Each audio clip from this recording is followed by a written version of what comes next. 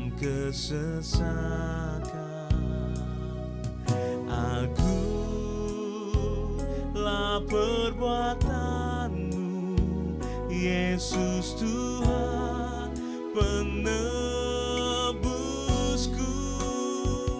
Karena kasih-Mu yang selamatkanku, menyucikan dan menebus hidupku.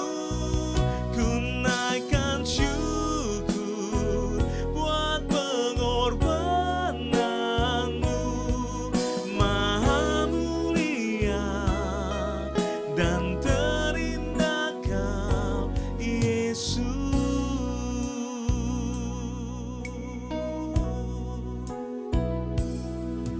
Besar mulia kasih-Mu, Kau korbankan hidupmu, curahkan darah-Mu sebagai ganti dosaku. Kau berikan harapan di dalam kesesakan. Agunglah perbuatanmu, Yesus Tuhan penebusku. Karena kasih-Mu yang selamatkanku, menyucikan dan menebus hidupku. Ku naikkan syukur buat pengorbanan-Mu, Maha mulia. Karena kasih-Mu yang selamatkanku, menyucikan dan menebus hidupku. Ku naikkan syukur buat pengorbanan-Mu, Maha mulia. Karena kasih-Mu yang selamatkanku, menyucikan dan menebus hidupku. Ku naikkan syukur buat pengorbanan-Mu, Maha mulia dan terindah Kau, Yesus.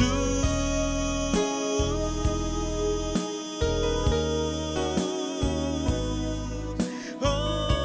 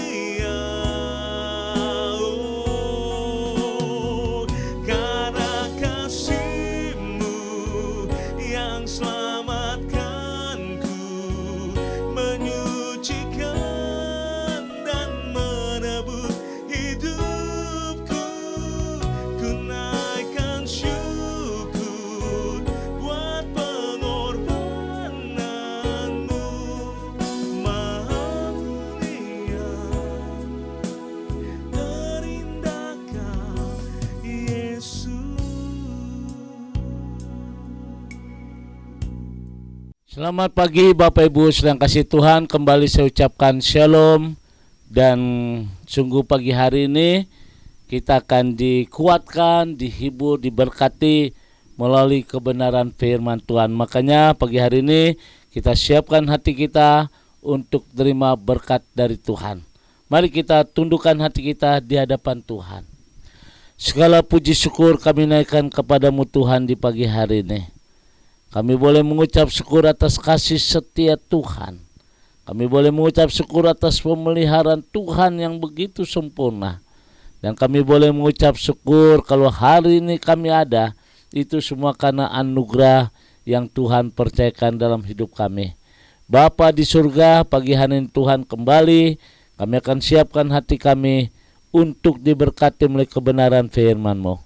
Kiranya pengurapan dari Allah boleh turun atas kami. Dalam nama Tuhan Yesus kami berdoa, haleluya, amin.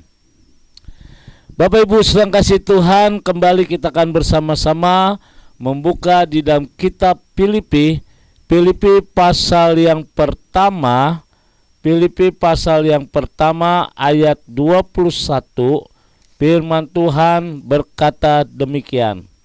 Filipi pasal pertama ayat 21, karena bagiku adalah Kristus dan mati adalah keuntungan. Bapak Ibu sedang kasih Tuhan, Rasul Paulus berkata, karena bagiku hidup adalah Kristus dan mati adalah keuntungan. Satu tema yang saya petik pagi hari ini bertema inilah kehidupan. Alkisah ada seorang milioner pengusaha minyak dari Texas. Ia memiliki keinginan khusus bahwa jika ia meninggal, ia rindu dikuburkan bersama dengan mobil mahalnya, yaitu Cadillacnya yang mahal. Saat ia meninggal, maka pengurus pemakaman mulai melaksanakan keinginan itu. Mereka menggali kuburan yang besar sekali, seukuran mobil Cadillacnya itu, saudara. Nah, saudara yang kasih Tuhan, mereka menaruh mobil Cadillacnya tersebut pada alat yang besar yang dapat diturunkan ke dalam kuburan itu. Pada tubuh sang mayat dikenakan jaket kesayangan, jaket sport kesayangannya itu. Dan mulutnya ditaruh sebuah cerutu. Lalu mayatnya didudukkan pada sebuah kursi mobil. Dan tangannya memegang setir. Dengan kecepatan mobil sudah diatur, sudah dicatat 60 mil per jam. Saudara yang kasih Tuhan, orang yang berkabung mengitari lubang kuburnya saat peti mati yang tidak lazim itu perlahan-lahan turun menyentuh dasar bumi. Maka sang milioner lainnya adalah sahabat yang meninggal dengan linangan air mata, menjerit kalimat, inilah kehidupan. Saudara yang kasih Tuhan, cerita ini kita ambil dalam satu buku, yaitu Pastor Annual tahun 1999. Saudara yang kasih Tuhan, bagi orang dunia, kehidupan adalah menjalani satu langkah kehidupan yang hanya melaksanakan dan memuaskan keinginan sendiri. Walaupun itu biayanya sangat mahal, harus dikeluarkan. Tetapi bagi orang Kristen, kita berkata seperti Rasul Paulus, karena bagiku hidup adalah Kristus dan mati adalah keuntungan. Saudara yang kasih Tuhan, Hidup dimulai saat kita jumpa dengan Kristus sebagai Tuhan dan Juru Selamat kita secara pribadi. Saat kita lahir baru, kita menjumpai hidup yang sesungguhnya, yaitu hidup baru di dalam Kristus. Bapak Ibu sedang kasih Tuhan, bukan saja kehidupan dimulai dengan Yesus Kristus, tetapi kehidupan juga ditopang oleh kuasa Yesus Kristus. Tuhan menyediakan segala sarana kehidupan, baik secara jasmani, yang dapat kita manfaatkan sesuai talenta karunia yang Tuhan berikan buat kita. Kehidupan rohani, Dia menyediakan gereja dan sahabat-sahabat yang begitu dapat menolong kehidupan rohani kita supaya kita tetap sehat dan bertumbuh di dalam Dia. Bapak Ibu sedang kasih Tuhan, kehidupan adalah untuk mengasihi Allah dan sesama. Lalu menjadi pertanyaan kita pagi hari ini, apa yang menjadi tujuan kehidupan kita? Rasul Paulus berkata bahwa bagiku adalah hidup adalah Kristus. Banyak orang menjalani kehidupan tanpa tujuan yang jelas. Kehidupan memerlukan nilai dan arti. Kehidupan memerlukan juga tujuan hidup bagi Allah dan sesama, membuat kehidupan kita berarti. Bapak Ibu sedang kasih Tuhan, kehidupan yang sesungguhnya bukan sekarang, tetapi nanti di dalam kekekalan. Rasul Paulus berkata, dan mati adalah keuntungan. Saudara, sang Rasul juga berbicara hal kehidupan sesudah mati. Kehidupan yang tidak lagi dibatasi oleh hal-hal sementara, tapi kehidupan yang kekal. Pertanyaannya sekarang adalah, apakah kematian adalah satu keuntungan atau kerugian bagi kita? Jika Yesus Kristus tidak menjadi Tuhan dan Juru Selamat kita secara pribadi, maka kematian adalah satu kerugian yang besar. Namun jika kita hidup dimulai dalam Yesus Kristus dan berpusat hanya pada Dia, maka saudara, kita dapat berkata seperti Rasul Paulus, karena bagiku hidup adalah Kristus dan mati adalah keuntungan.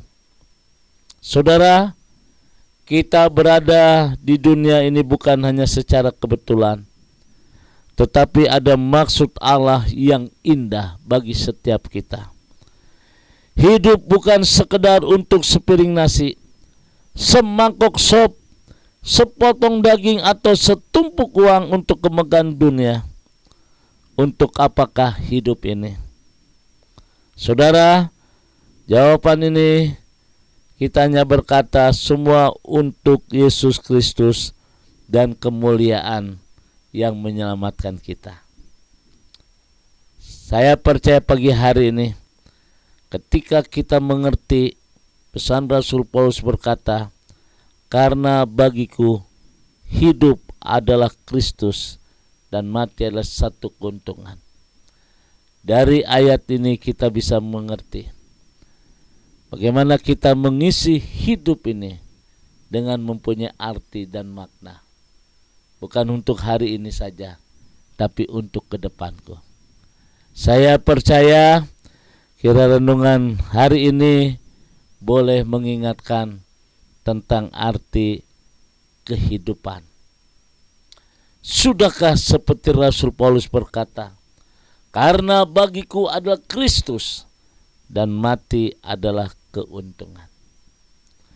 Saya percaya ketika kita memiliki komitmen yang baru pagi hari ini, Dan saya percaya ketika kita menyadari bahwa hidup ini bukan sekedar hari ini, tetapi di balik kehidupan ini saudara, ketika kita tahu bahwa kalau hidup kita berpusat kepada Kristus dan hidup kita senantiasa hidup di dalam Tuhan, maka segala sesuatu, tidak ada perkara yang mustahil.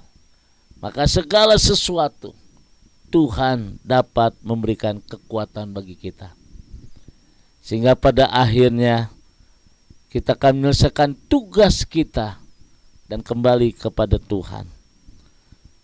Jangan seperti seorang milioner minyak dari Texas ini. Sebelum dia mati dia berpesan, kalau aku mati tolong makamkan dengan mobil Cadillacku.